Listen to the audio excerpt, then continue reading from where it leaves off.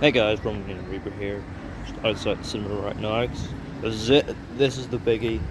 Black Panther, Wakanda Forever. So hyped. I actually really liked the first film. You know, despite what comic book Twitter will have you believe, it is a pretty good movie. Obviously, it is a bit on the overrated side, given the level of hype. But I still think it's a good movie, and this one has looked really, really good from everything I've seen of it, and it looks like it'll just be a lovely, just perfectly fitting tribute to Chadwick Boseman. So I think this might be quite an emotional one. So yeah, I'm gonna head in now, get my snacks, get my seat, and get ready to head back to Wakanda. Wakanda.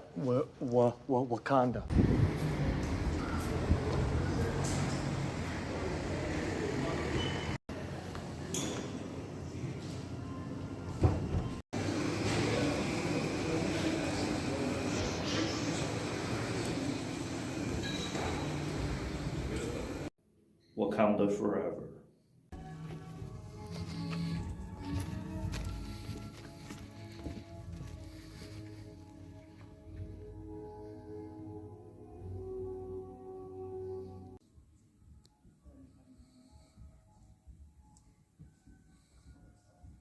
So, Black Panther Wakanda Forever, the final film of the MCU's Phase 4.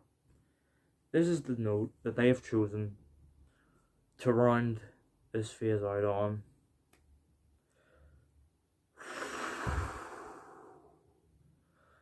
Yeah, they could not have chosen a genuinely more powerful one. So, Black Panther Wakanda Forever sees the nation of Wakanda processing the loss of T'Challa when all of a sudden the nation of Talokan under the sea emerges with an ultimatum. If they don't meet their leader Namor's demands, he will wage war on Wakanda, and killing him risks eternal war between Wakanda and Talokan.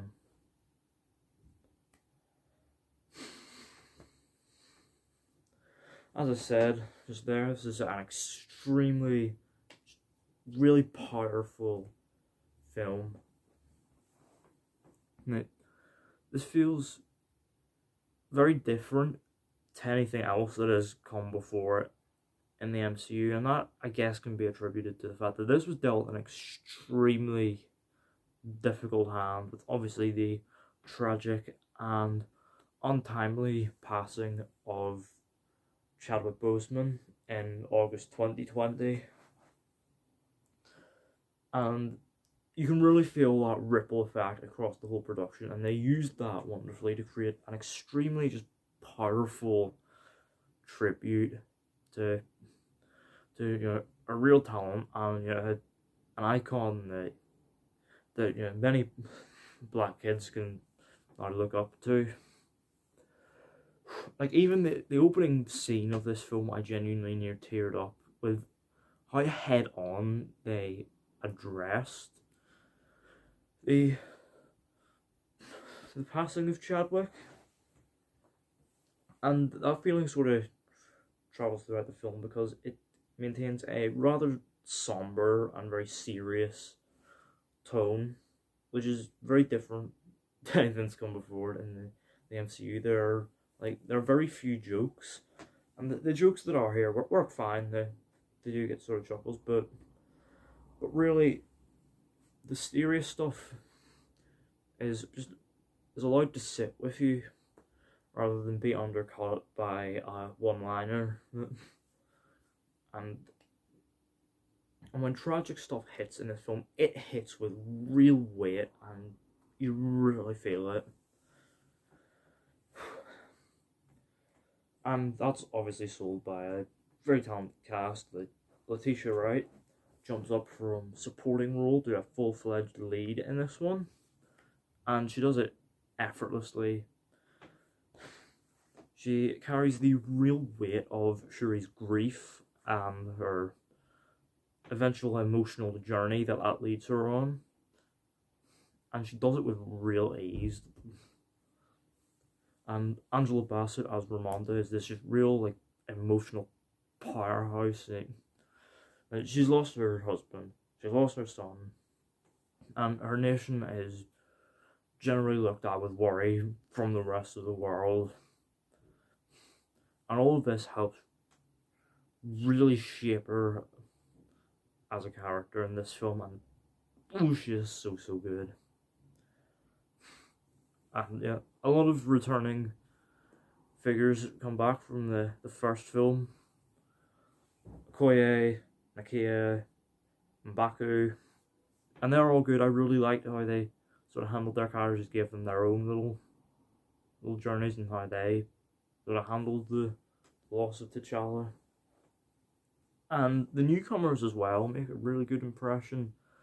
You know, we've got Dominique Thorne as Riri Williams, aka Ironheart, and I liked her character in the film. But yeah, they sort of give her quite believable like reasons as a character as to why she's as gifted as she is, and it did help me like connect with her and empathize with her a bit more. But really, the main notable newcomer here is Tenoch Huerta as Namor, the Kukul Khan himself, and yeah, he's a really compelling character. He's not like an intimidating villain, nor is he a sort of I'm evil because I am evil villain. Rather, he's a really complex and almost sympathetic character.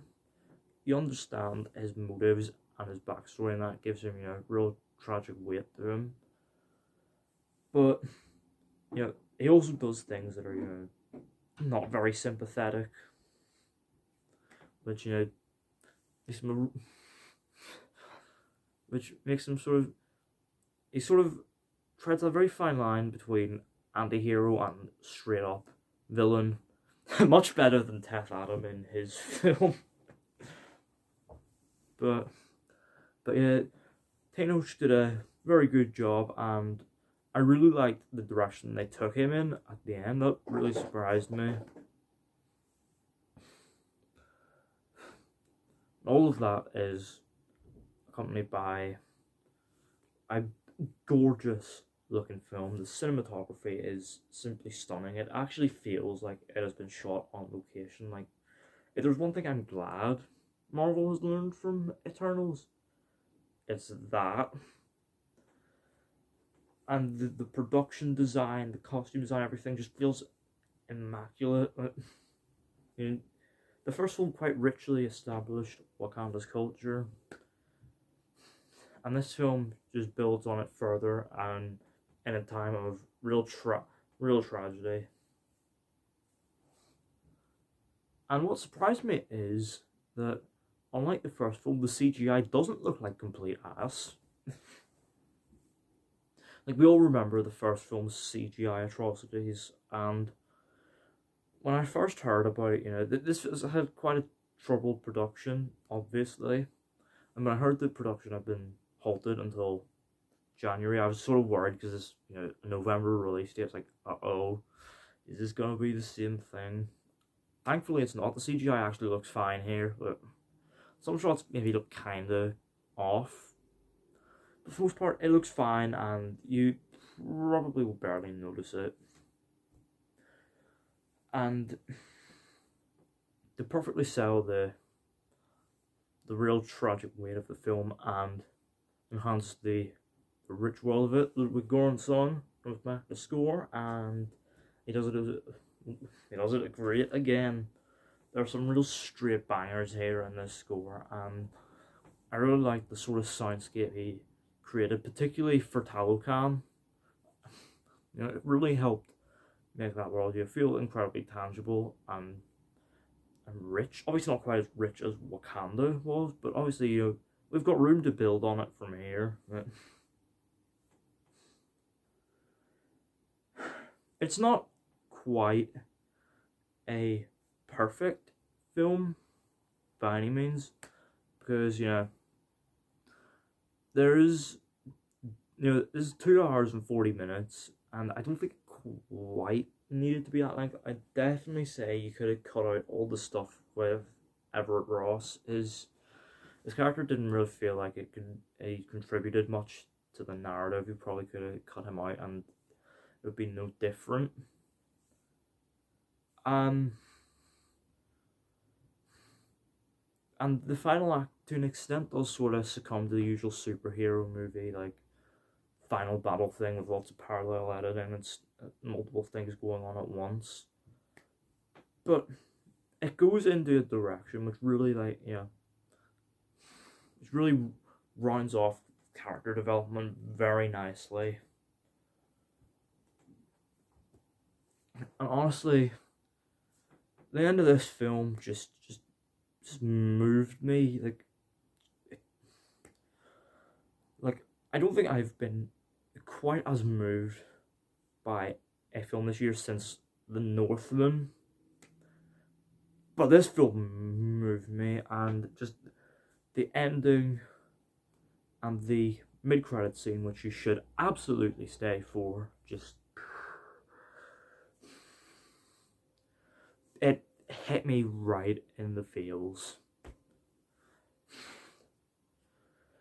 Yeah, overall, Black Panther: Wakanda Forever is a really, really good film. It's really unique among the MCU. Like, this will, undoubtedly stand out and no doubt leave an impact. And yeah, it feels at its core like like a filmmaker's product, a character study of grief, delivered in a sensitive and serious manner. And no doubt this is one of the best films to come out of the MCU. And I'm going to give Black Panther: Wakanda Forever an 8.5 out of 10. So yeah, let me know down in the comments. Have you seen Black Panther: Wakanda Forever? What did you think of it? Did the film move you? And without getting into spoilers, what did you think of that mid-credits scene? Let me know that down in the comments. Don't forget the thumbs up button if you enjoyed. Don't forget the subscribe button if you're new. And don't forget to turn on post notifications so you don't miss an upload.